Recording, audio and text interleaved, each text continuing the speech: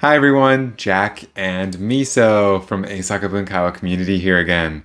As always with my videos with Miso, today's video is meant as listening practice for you. And the topic of today's video is driving in Japan versus driving in America. So let's get started.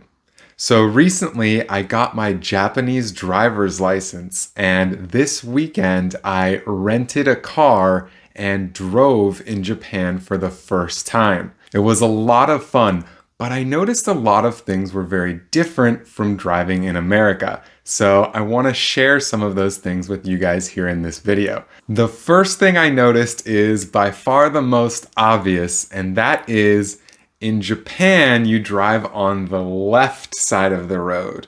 But in America, we drive on the right side of the road. So I think this is the most obvious difference, and it was something I was very worried about driving for the first time. I was worried that my brain would just automatically drive on the right and I would get in trouble going the wrong way on the road. But actually, it was very natural for me to drive on the left. And I talked to a couple of my friends who have driven in Japan, and also my dad who has driven in Europe on the left side, and they all agreed that it was much easier switching to the other side of the road than they thought. So for anyone who is planning on maybe getting an international license and driving in America while you're on vacation, don't worry too much. It should be pretty easy, or at least in my experience, it was very easy to drive on the other side of the road. But one thing that was a little more difficult to get used to is which side of the car you sit on when you drive. So to explain more what I mean, I'll put a picture here. But in America, the driver sits on the left side of the car. But in Japan, the driver sits on the right side of the car, right? So this was a little more strange to get used to, but it wasn't a big problem. The biggest thing I ran into is the blinker. When you're changing lanes, you have to signal with your blinker, right? I'm going to change lanes. And in America, the blinker is on the left, but in Japan, it's on the right, right? So a few times when I was driving, I wanted to change lanes and I went to hit the blinker, but instead I moved the windshield wipers, and it was a bit hard to get used to, but not a big problem. So the next thing I noticed driving in Japan is that people tend to drive much slower than people in America. So for me, this was great because it was much more relaxed and easy to get used to. In America, people tend to go as fast as they can without being too dangerous. So I feel like it's a little more stressful, especially on the highway. Another thing I noticed is that Japanese people tend to not change lanes very often, right? Usually people stay in one lane and drive like that. But in America, people are constantly changing to the fastest lane. If they're behind someone who's going too slow, they change and go around them. And so this can make driving a little more chaotic, a little more stressful.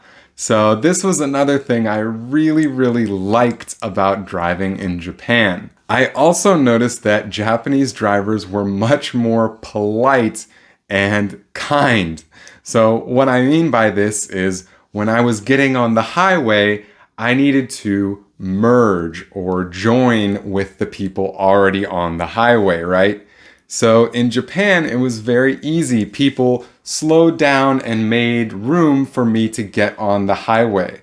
But in America, people tend to just keep going, and you have to be very aggressive and just get on. So if you're driving in America and you're gonna get on the highway, be prepared. You need to have a strong will and just go for it. or you might not be able to join. So that was another thing I really noticed. Japanese drivers are so polite and nice compared to American drivers. Okay, now I want to talk about the thing that surprised me the most, and that is the cost. More specifically, the cost of the highways in Japan.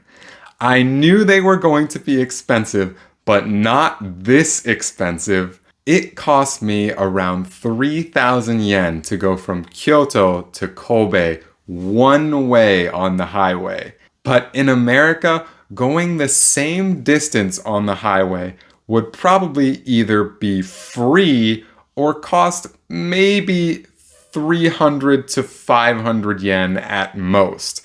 So it is almost 10 times more expensive in Japan. And I was shocked. I still can't believe how expensive it is. So the biggest differences I noticed while driving in Japan were driving on the other side of the road and the other side of the car, how polite and well-mannered Japanese drivers are compared to more aggressive American drivers.